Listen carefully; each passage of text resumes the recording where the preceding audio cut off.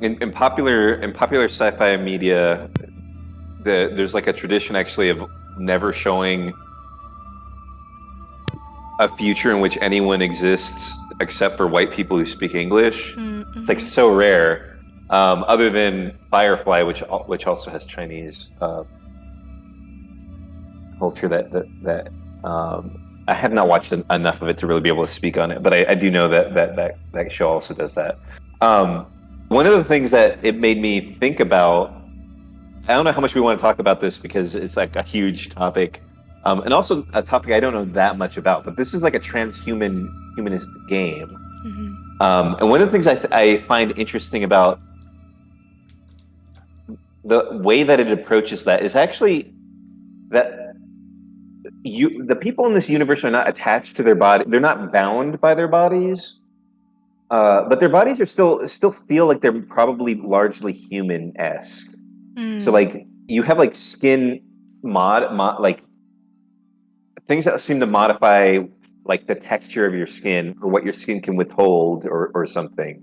But you don't have a sense that like there is the kind of in a world in which you could transfer your mind into a new body, there's no reason that that new body should be even human, period. Right? Like it could be a ship or Mm-hmm. an animal or not have limbs or whatever. And this game seems to be like, oh, um, we'll transfer ourselves into basically human bodies. It reminds me of a story by Ursula Le Guin called "Lathe of Heaven," and in that story, in that story, basically the main character has the ability or the curse that when he dreams, the things that he dreams happen in real life. Mm-hmm. And he goes to a psychiatrist, and the psychiatrists are tricking him into having dreams with the intention of having those dreams fix problems in our world. That's like the broad summary of what that story is about. And one of the things that happens in the story is that the psychiatrist convinces him to try to dream away racism. And the way that happens is that when he wakes up, everyone is gray. Like there are no skin colors anymore. The whole planet are nothing but gray skin people. And it feels like such a white response to race.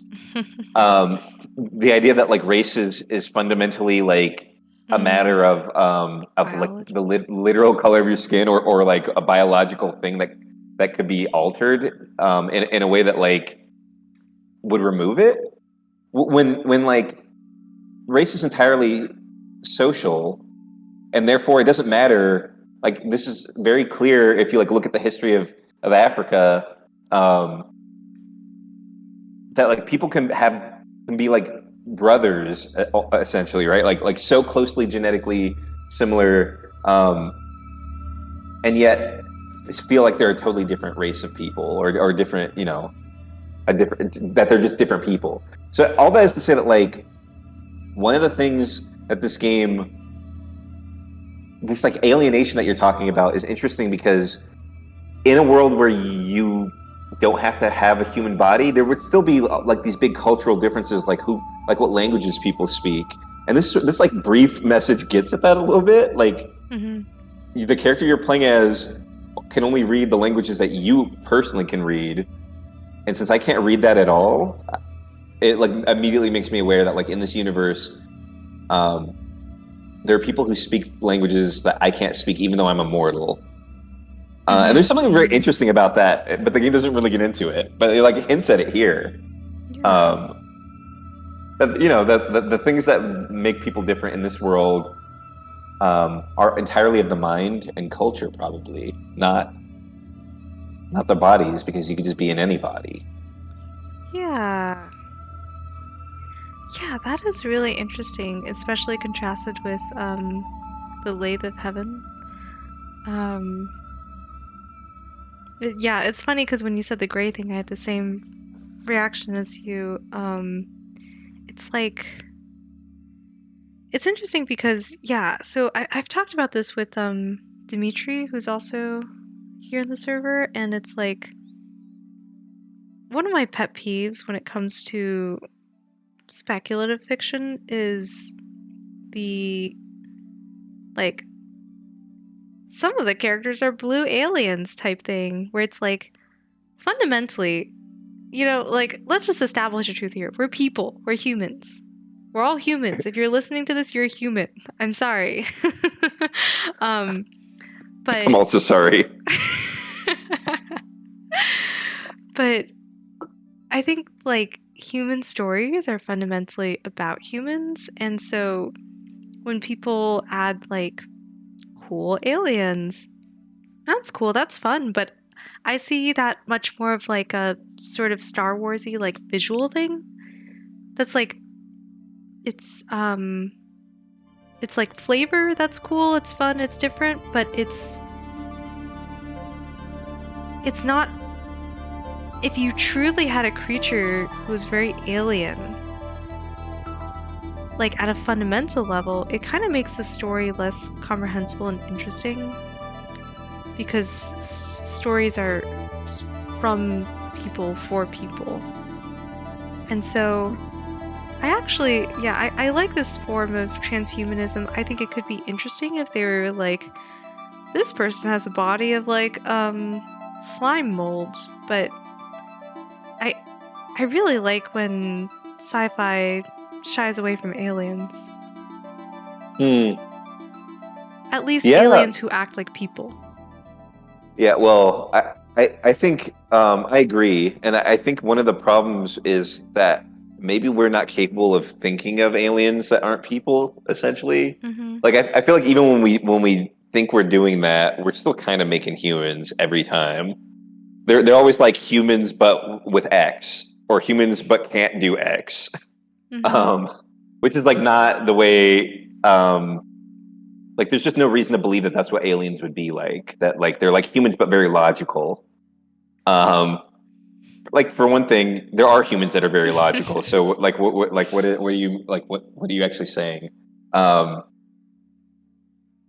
and yeah, I agree. One of the things that I had not thought about it until you just said it, that it is really interesting the fact that this game just chooses to talk about.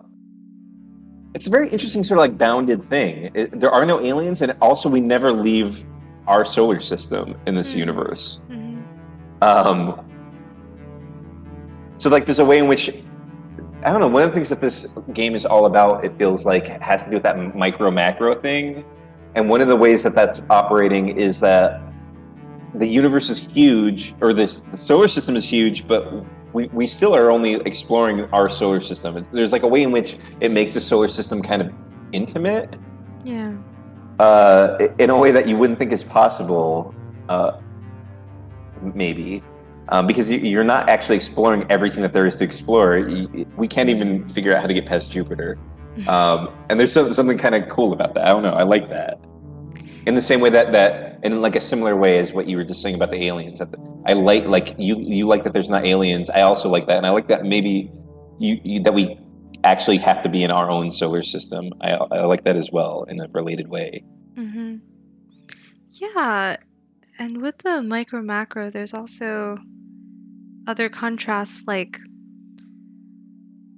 this is like the zooming in and out. Like I realize I'm on a tiny dot, and I zoom into the tiny dot, but the way that the explore button obfuscates what's possible, it um it makes the tiny dot seem maybe bigger.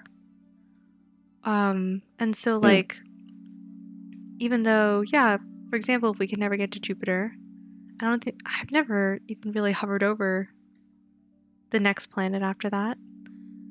Um, it makes the boundedness of it seem deep still, and like there's other dimensions to go into. Hmm. Yeah. Yeah. I think. I mean, it sounds like from the game dev's response that that part of this is like practical, right? That like Mm-hmm. probably they didn't want to have to try to write and design for everything that's past this, but I still ultimately think it um,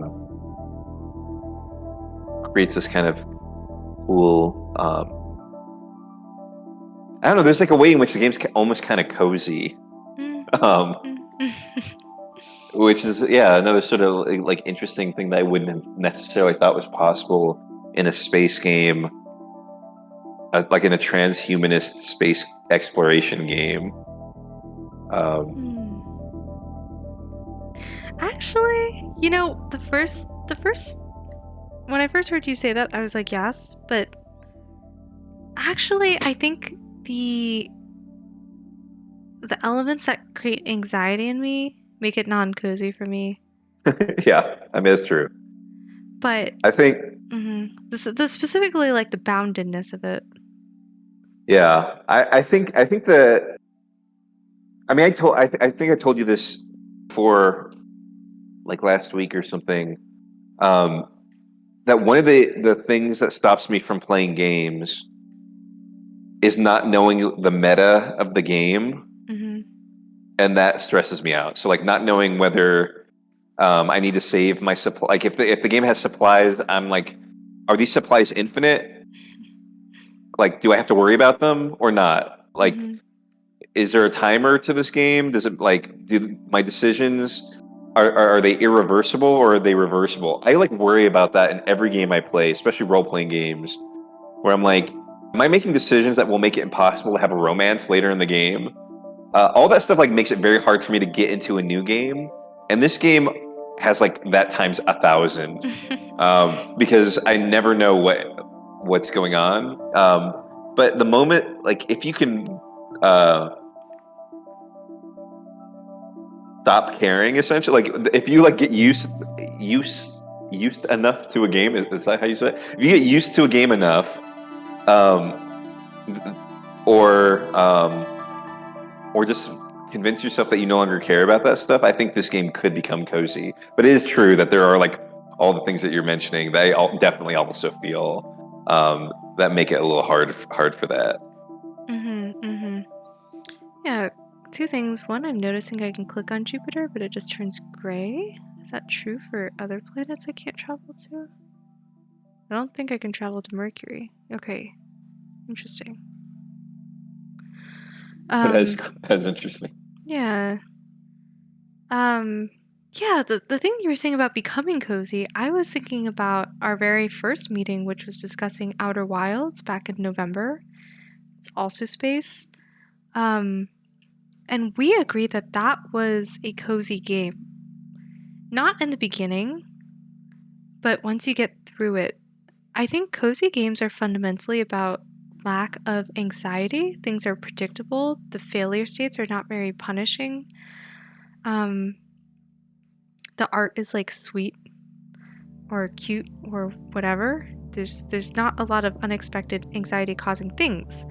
And at the beginning, when you first start the game Outer Wilds, it's an exploration puzzly game. It was full of anxiety. I was so scared playing that game the whole time. I was just like, yeah, I part of what we talked about in that game is like playing it alongside someone else, and so the whole time I was like, oh my god, I'm scared, I'm scared, and they're like, don't be scared, you're fine, and I'm like, I'm not fine. Um, but the progression of that game is finding things out, finding out the right sequence of events or the right things to do. And then the world becomes cozy because each planet is like its own encounter basically. It has different sets of rules. But then once you learn those rules, they're not very big. It's a sort of 3D physicsy game, so once you learn them, that's that. And then you find out the path that you want to take, and it becomes a cozy game because all these uncertainties become certain. So yeah, it is interesting how games can become cozy games. I think this game resists that because it doesn't want to tell you things. It's also like that plus the fact that it's like fundamentally impossible not to die, Mm-hmm. which now I know having read that the game dev's description that like sometimes there's just like no way to avoid death. Mm-hmm. Also means that that's not like even a game like Dark Souls, like Mm-hmm. all as hard as like brutally difficult as those games are, all the Dark Souls and Dark Souls likes, uh, if you get good enough at them, you will not die. Mm-hmm. This game like will never be that. Mm-hmm. You will always eventually die in this game. So there is a way that it definitely resists like full, full and true coziness. It's also actually like also kind of a cold game. So maybe like in terms of its design. So maybe cozy is not quite the word that I'm looking for, but something like that. It's sort of like I don't know, the scope of it is small in a way that coziness implies, but not comfortable in the way that coziness implies or something. I don't know. Mm. Yeah, yeah, I do think an aspect of cozy games is their boundedness that lends to the predictability. And this does have a certain boundedness, but I do wonder if like yeah, I think what it's trying to do is like if we use spatial metaphors, it's trying to go deep but not wide. It's like you're staying in the solar system, you know, it's transhuman, but the bodies are human. We're not exposing everything that can happen to you. So you just have to kind of dive in and find out. So it's deep in that way. Hmm. Yeah. I think the thing that strikes me the most about this game um, is is the way it constructs a sense of time and all the things that happen in the different groups. Like what we were talking about with the characters. There's the I want to say maybe it's here where there's like refugees. That's one of the events, and they'll like reference these. Oh yeah, Jovians. So they'll reference Jovians multiple times, and I think all that is very compelling. I think that's one of the most compelling parts of the game is the sense of like richness of what's going on. I do wonder, like, based on our conversation about limitations and the boundedness of games, like, is it I don't know, how does a video game accomplish a sense of like boundless setting? A sense of boundless what? Setting? Setting. Yeah. Because Well, I feel like, go ahead. I feel like in a like so I've written a lot of spec fic, so that's part of where I'm coming from. Is like in a speculative fiction, like writing wise, um, what you can do is you can reference something like this, like Jovians. You can be like, oh yeah, that war happened, you know, in the past millennium, and then you just drop it there and you leave and you move on, and the reader can't do anything to get into it. So it just becomes like part of the background tapestry of the world. You can just drop those like pearls in there and then it weaves into the tapestry. Um, but yeah, like how do games do that well? And thinking of the Dark Souls series, I feel like Dark Souls is something that people tend to reference, like, oh, the world building is so deep and there's like so many little glimmers, but I haven't played Dark Souls games like in depth. I often would start them, give up, never play them again. But it never quite hit it for me either. I don't know if it's because I just didn't spend long enough with the game. Maybe there's a certain like critical mass that gets for you, but it didn't quite do it for me.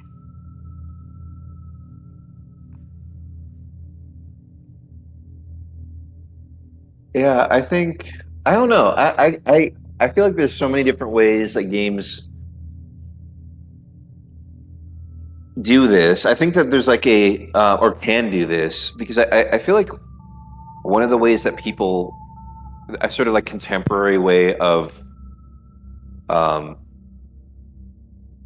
of praising a game or wanting something from a game has to do with like a kind of like Tolkien-esque expansiveness that it feels like the people who made the thing spent a huge amount of time creating small details of that thing that are like semi-accessible, Mm. or sometimes entirely accessible. So like the codex in BioWare games, or Skyrim has like a million books you can just sit down and actually read. Um, or the thing that you're talking about where there's like all these little references to things that imply that there's like this much bigger universe that sort of exists on the fringes of the game. Uh, and I feel like, yeah, like I said, I feel like there's like a lot of people want that from like that style of largeness from games, but I wonder if that's like not if that's like the only way of doing that because like the game Shadow of the Colossus feels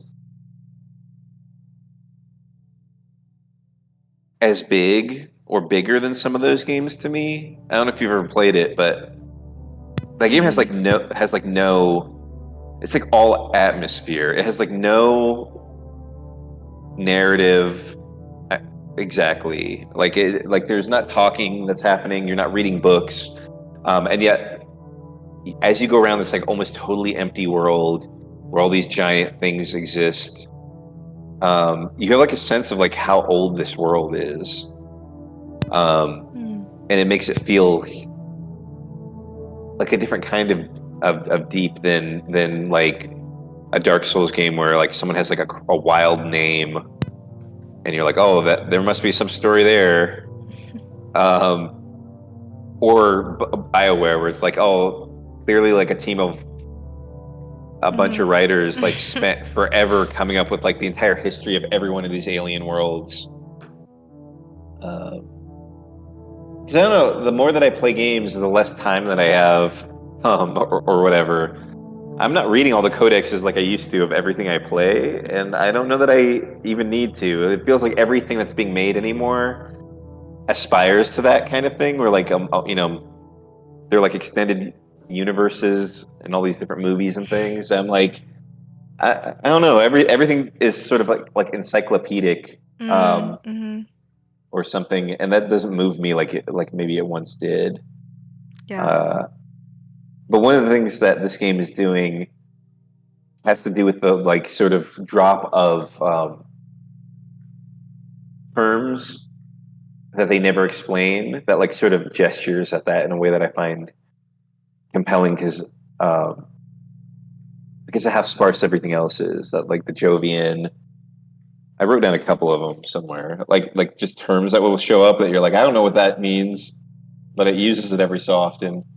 Um, some of the like technologies are like that aerostat Mhm. sleeve, like they're Mhm. like they don't tell you really what those things are.